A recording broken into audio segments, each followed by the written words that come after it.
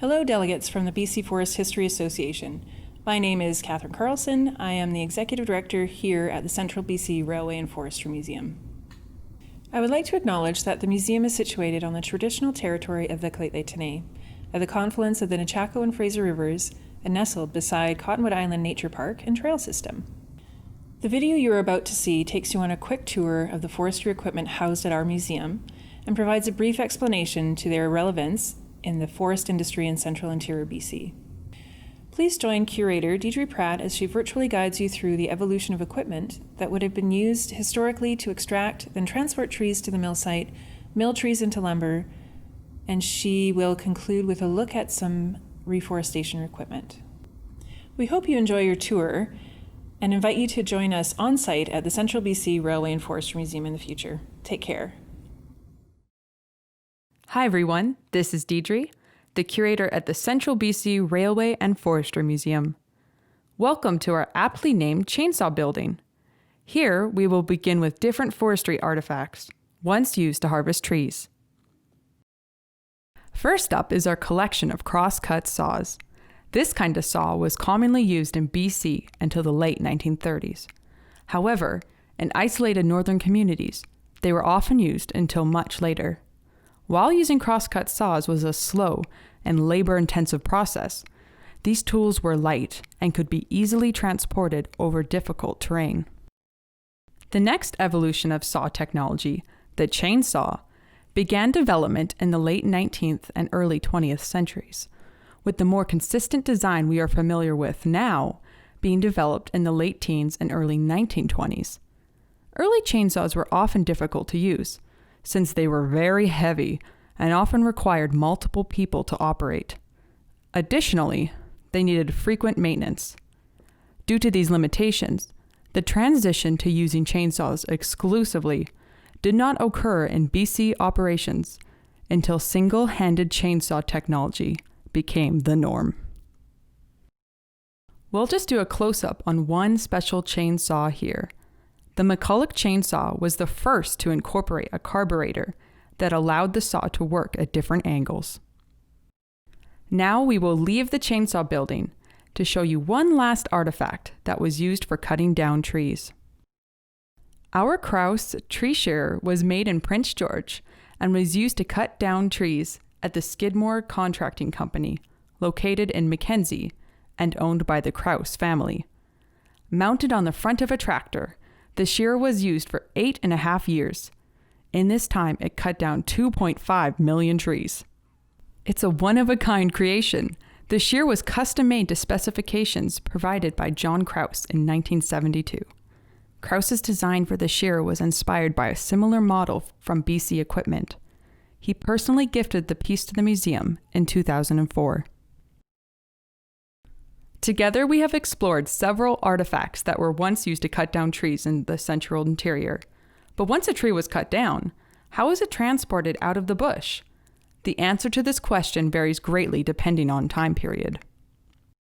One early method that we have several examples of in the park are forestry sleighs. Sleighs were typically used to haul timbers on greased log roads, which were sometimes also referred to as corduroy roads, because of how the lined-up logs appeared to have the same texture as the fabric with the same name. Once snow began to fall, the sleigh's function was actually inhibited. The first mechanized method of log transport was the steam donkey. These machines were generally used from around the 1890s until the 1920s. This machine consists of a steam boiler and an engine attached to a winch. The winch would pull in a cable hooked to a tree in the distance. Since steam donkeys were so heavy, they were placed on skids so that they could be pulled to other locations. But more often than not, they were simply abandoned once they were no longer useful. 3 people were required to operate the steam donkey: the donkey puncher, who operated the throttle and the brake, the wood buck, who stoked the firebox, and the whistle punk, who communicated with the men loading logs using the steam whistle. The next evolution in winch technology for log transport were skidders, which were commonly used in the 1930s and 40s. Machines such as this one were preferred to steam donkeys because they were easier to move. In fact, Mobility was the priority of this design. The 1930s also saw the arrival of Caterpillar tractors to clear land for roads and to pull logs using mounted arches. This is our D7-17A Caterpillar, built in 1955. It was used by Yardley Lake Logging, which is located close to the small town of Hickson, BC. Here is an example of a tracked logging arch that would have been used to pull logs behind either a skidder or a Caterpillar tractor. The next step in bush transportation was to mount arches directly onto trucks. Many large trucks were retrofitted later in their lives with logging arches to work in forestry. That is the case for this 1943 NO Series 6-wheel drive Mack truck. Originally built to haul artillery, this truck saw service in Italy during World War II. After the war, it was purchased by Carl Rustad of Rustad Brothers & Co. Logging Limited and converted. The truck worked the rest of its life at Sentinel Mountain in the Parsnip River area northeast of Prince George. It pulled turns of 6,000 to 7,000 board feet of logs to bushmills. This is our 1956 International West Coast arch truck. It was built with a larger than normal engine to tackle the mountainous terrain of BC. Only 600 of this specific kind of vehicle were ever made. This particular truck employed a set of gin poles, which allowed it to lift loads higher than normal, and was used to lift logs onto the back of other trucks. Owned by the Mooney Brothers Logging Company, the truck operated in the Prince George area until the company closed in the 1980s. Another type of technology used to remove trees from the bush was spar trucks, which are commonly referred to as yarders. Originally, this yarder was built around 1952 as a logging truck and was later converted by the Sure Spar Company located at Blue River for high lead logging. This process involves using cables and winches to pull logs off of steep hills and mountainsides. The cables lift the log free of any obstructions on the ground. Once logs are out of the bush, if they are not processed at a rough-cut bushmill, they need to be transported to a more distant mill site along larger transportation routes. This is an earlier logging truck built in 1952 by International Harvester. It operated as one truck in the Len Doyle Trucking Company fleet, just west of Prince George in the Blackwater area. Along with the evolution of machinery to pull and haul logs, there is also an evolution in the roads that the equipment ran on in and out of the bush. The museum has multiple examples of graders that would have been used to make and maintain these roads, but here is the earliest. This pull grader was made by the Russell Grader Manufacturing Company, which means this piece of equipment predates 1928 when the company was purchased by Caterpillar. The grader was used around the Fort St. James area by Takla Forest Products. However, logs didn't just travel out of the bush on trucks, but also by rail. This log car was used to haul logs from Hazleton to Prince Rupert by Westar Timber Incorporated after being retrofitted with poles.